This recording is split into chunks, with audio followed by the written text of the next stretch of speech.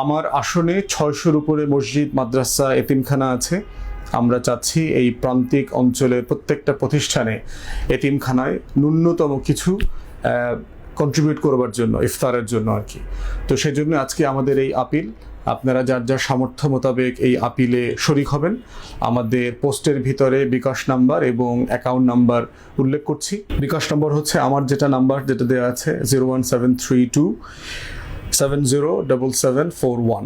আবার বলছি, আমার ব্যক্তিগত যেটা বিকাশ নাম্বার সেটা হচ্ছে 01732 707741 এবং আমার সহকর্মীর আরেকটা নাম্বার দিচ্ছি, আবু বকর সিদ্দিক। ওর নাম্বার হচ্ছে 01825 651 235 01825 651 235। এই দুটো নম্বরে বিকাশ নগদ আছে, আর অ্যাকাউন্ট নম্বরও হচ্ছে আমি এখানে দিয়ে দিচ্ছি।